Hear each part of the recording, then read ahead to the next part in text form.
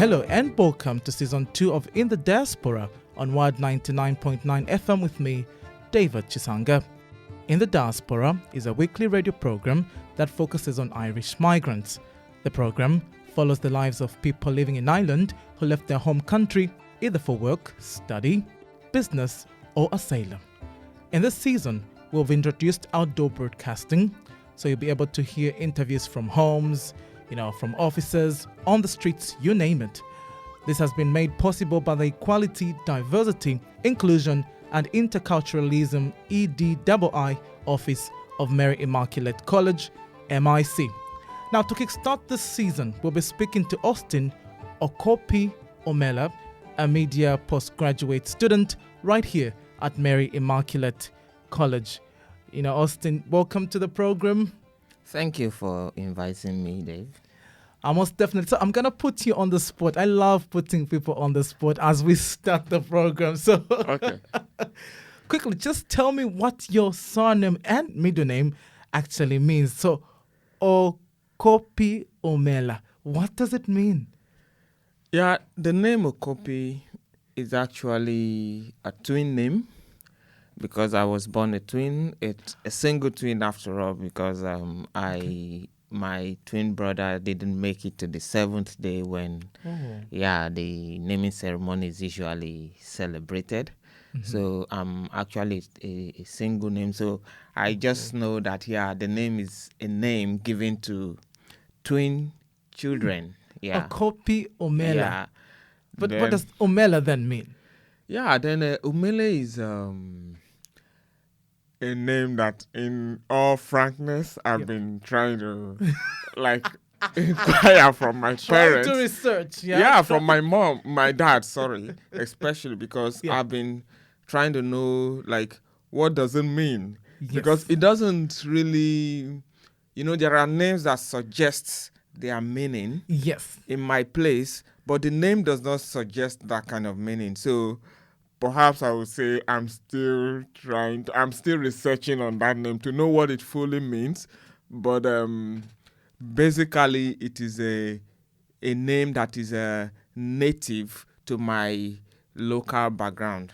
Now, I actually didn't mention, Austine is from Nigeria.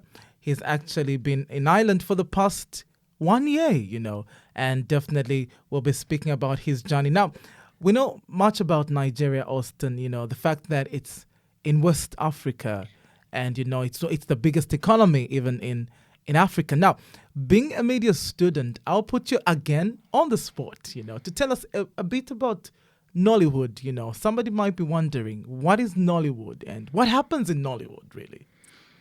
Yeah, Nollywood is just like the American Hollywood. Yeah, just like the name flows.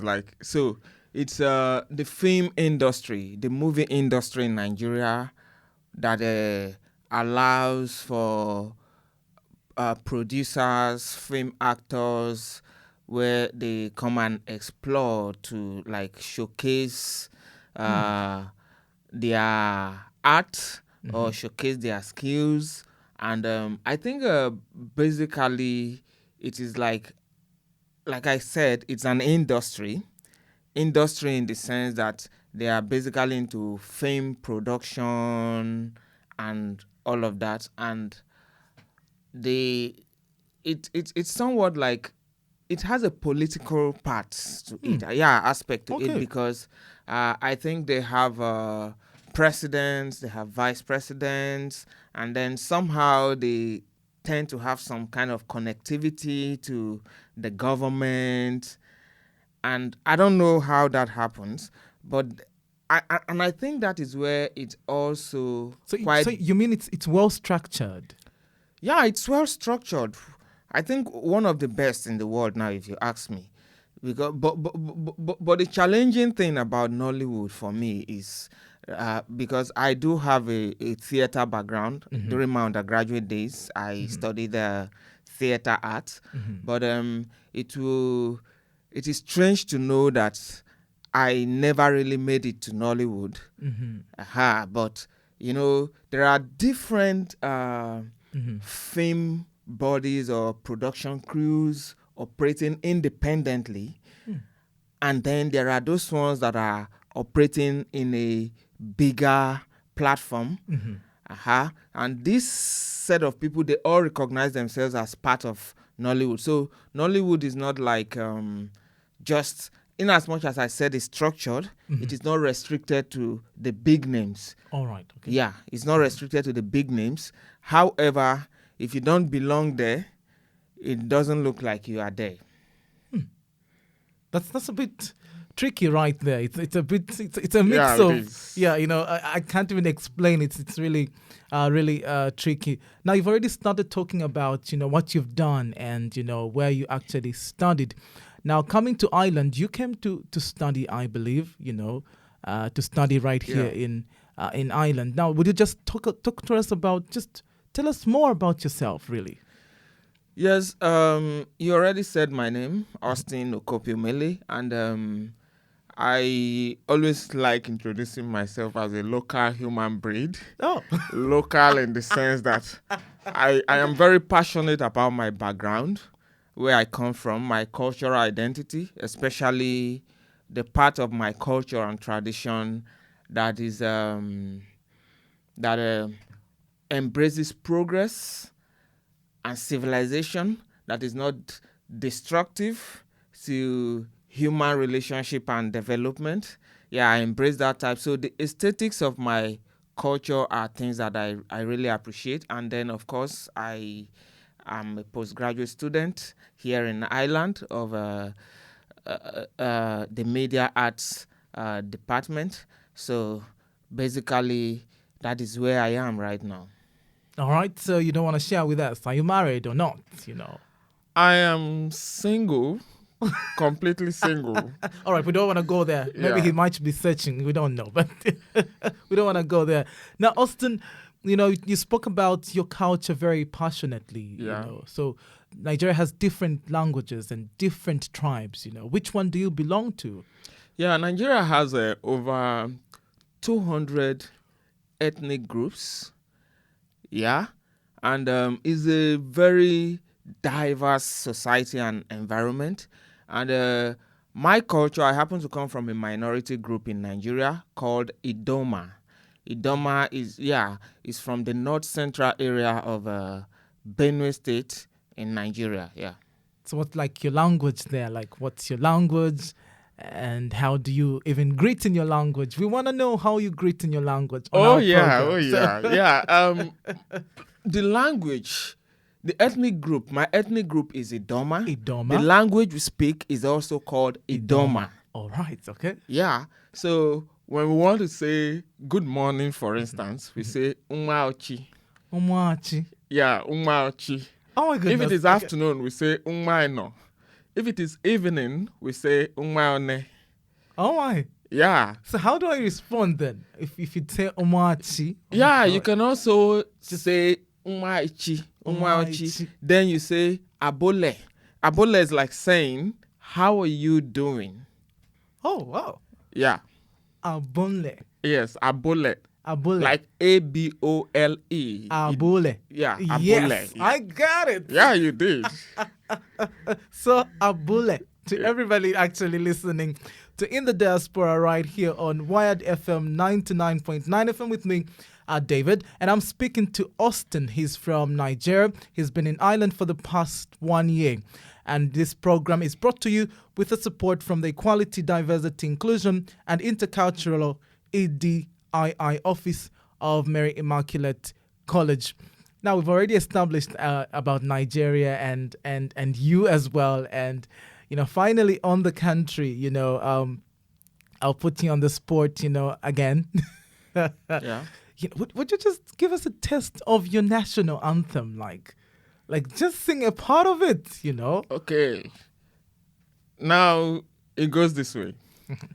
Arise, O compatriots, Nigeria is called obey. That's how it starts. Oh, all right. That's good. That's great. So it's actually in English. The entire national anthem is in English. Yeah, it is in English. And then there is a prayer that accompanies it after that, where we say, "Oh God of creation, direct our noble cause, help our leaders to blah blah blah." That's how it flows. Interesting. Yeah. Now let's now move on to the journey, of coming to Ireland. You were in Nigeria, since birth, I Yeah. believe, and now coming to Ireland. What happened? At that period.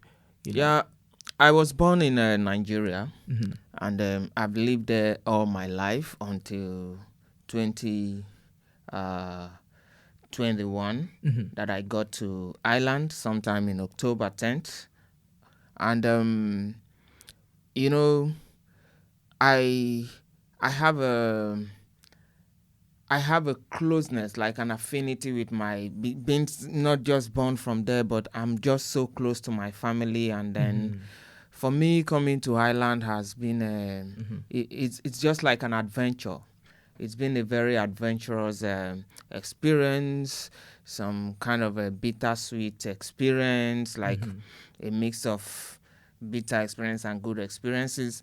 And I would always say, like, Ireland is like is a wonderland for me, because Yeah. I have been through different things, the twists and turns and all of that. So yeah, it's not easy being an immigrant here, because you are moving from your comfort zone, so to say, to having to be in a place where you are beginning to experience life differently, and you may not be greeted with the same realities or activities that you have always been used to in your life. So it's quite challenging, I must say, but interesting too. And were you, scared before coming here? Or what sort of feelings? How, what was going on around you? And since you said it was bittersweet, but how did you feel about it?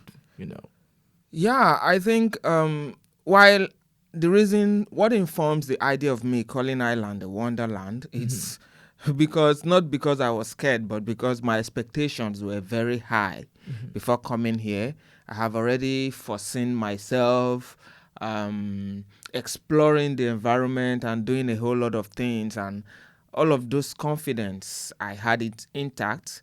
Like, I'm going to take charge, I'm going to take over this place, I'm going to do a lot of things and all of that.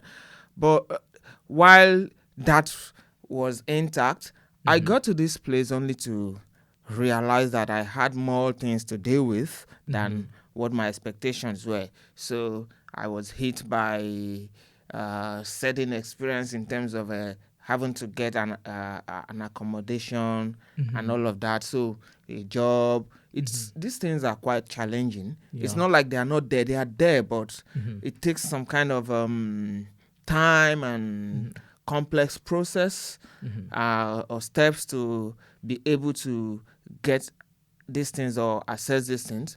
So it's been quite challenging for me, really. I won't lie to you. So that's how it is. It's been.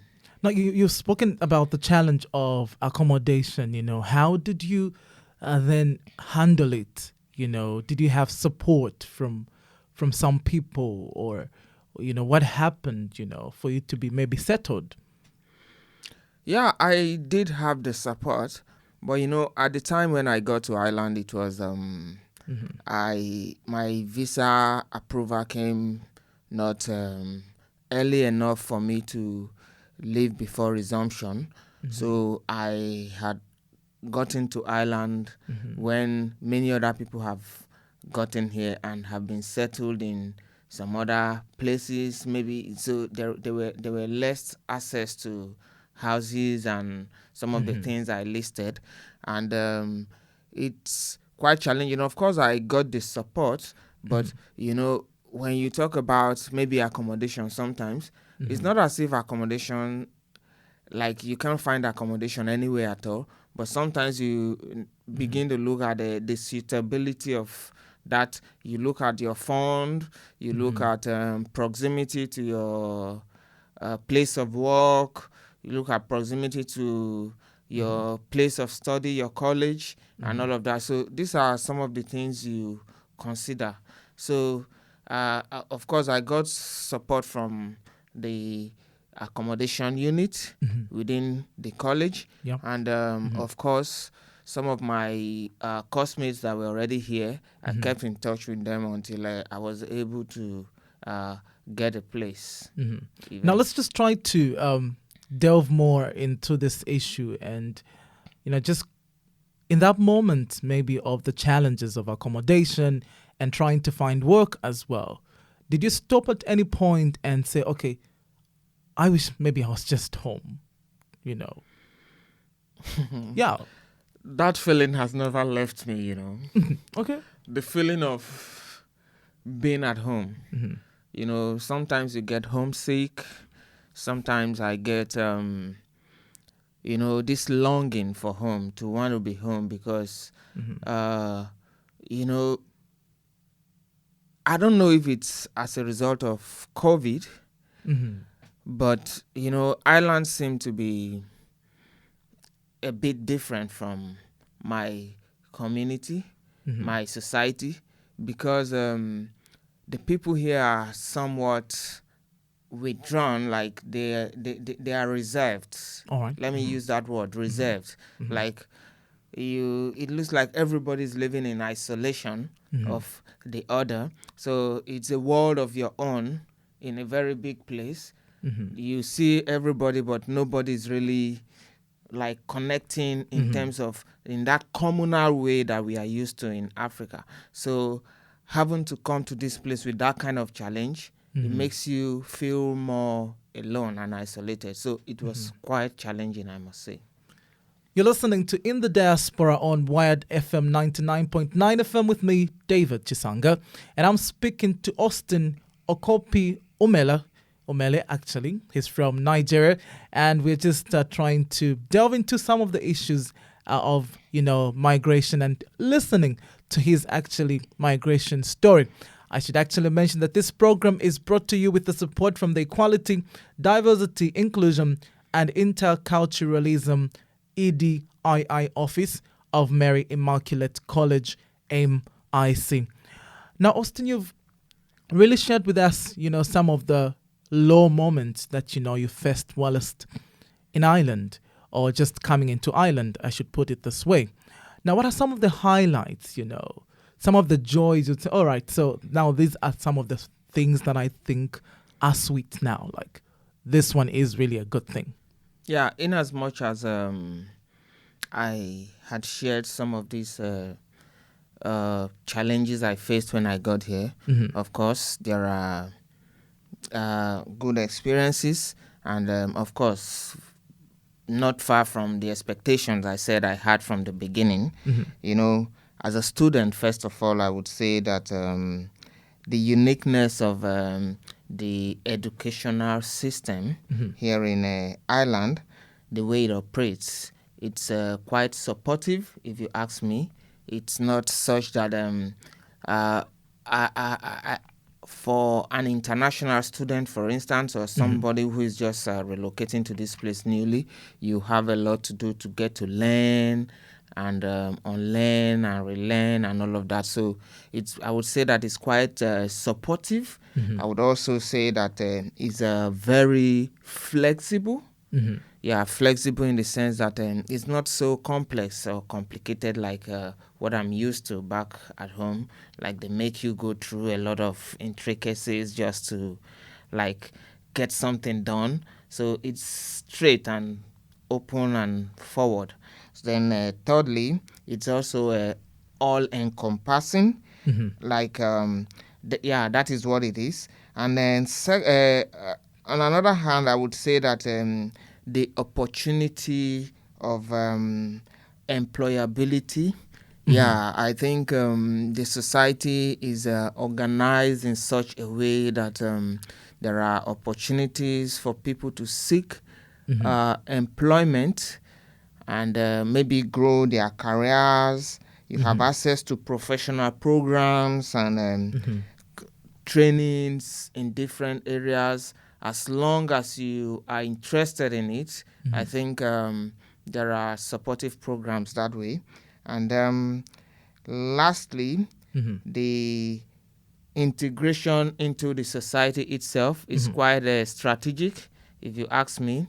It is strategic in the sense that there tend to be a couple of structures put in place that you have to follow through uniquely to ensure that you are able to get what, you are able to get that, and then fully become a part of the society. So it's well organized that it doesn't take a Herculean process to actualize. So it may take a while, of course, but then it's not so stressful such that you begin to say, oh, this is it for me, I'm done, and all of that. So their priorities placed possibly because of the long timing could possibly be because they actually want to scrutinize you to be sure that this is an authentic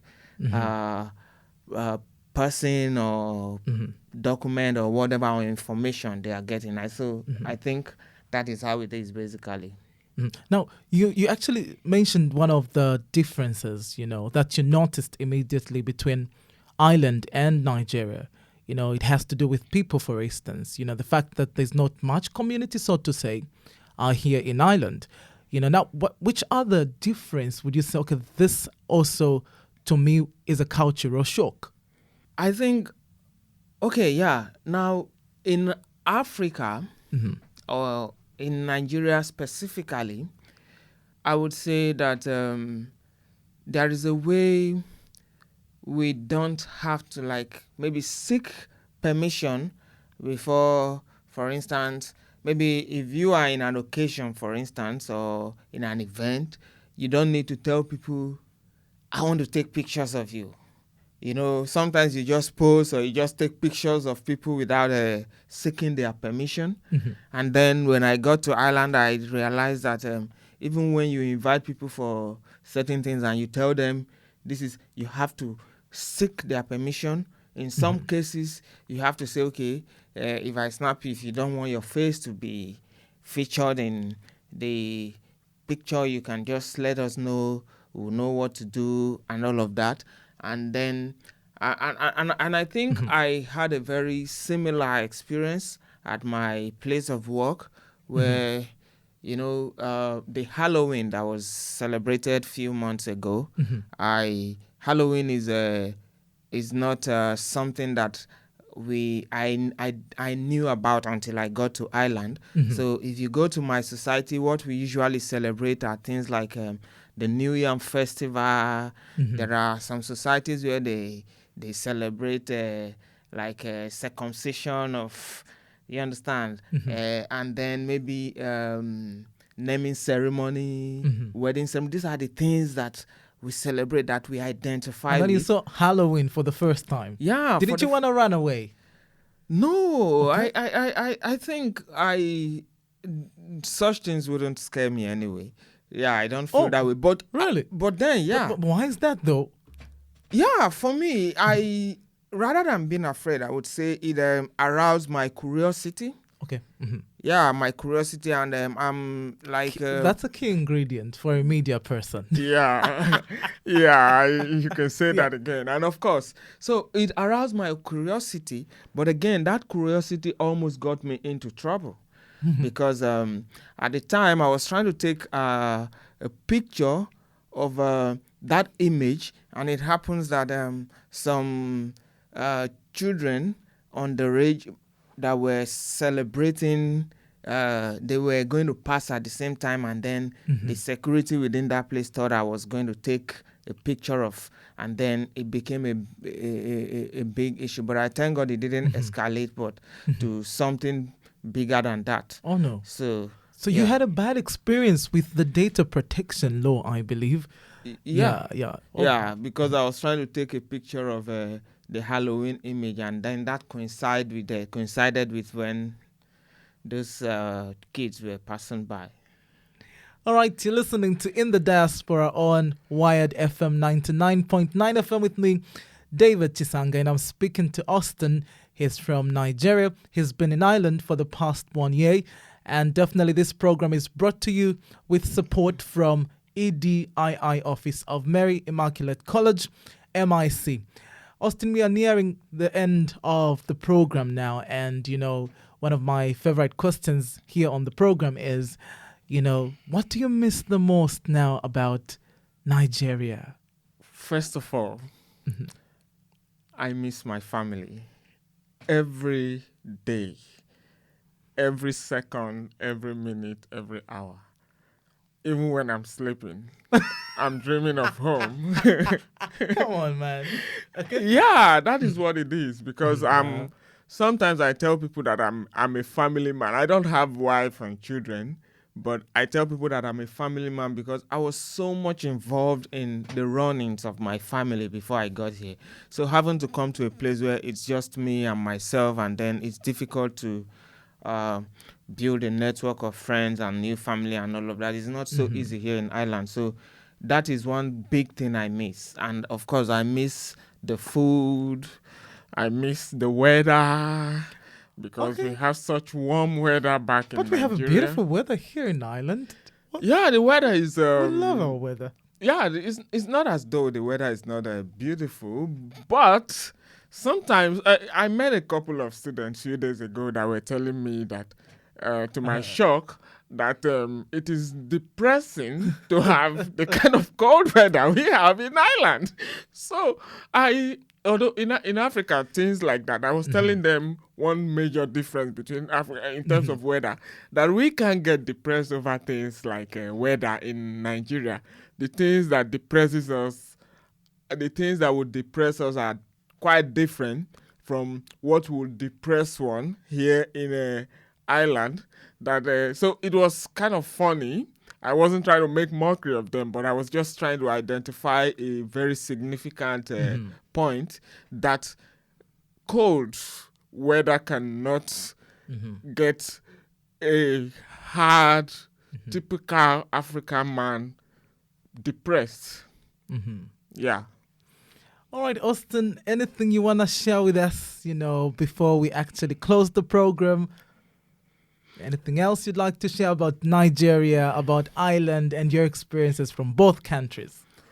Yeah, first of all, I am very concerned about the housing policies here in Ireland.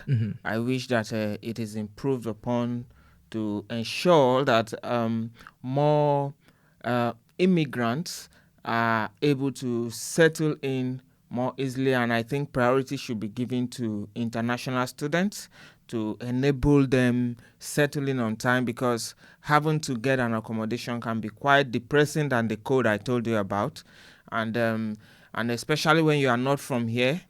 And of course, when you get to this environment, of course, you become part of. They say when you go to Rome, you behave like the Romans. Of course, the cold might begin to depress you, of course.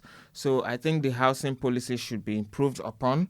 And I would want to say that the Irish people are very friendly, of course, in as much as I know that they are somewhat reserved and all of that. They are very friendly when you approach them. The typical Irish person, I have observed that, not because I heard it, but because I have personally had these encounters with them.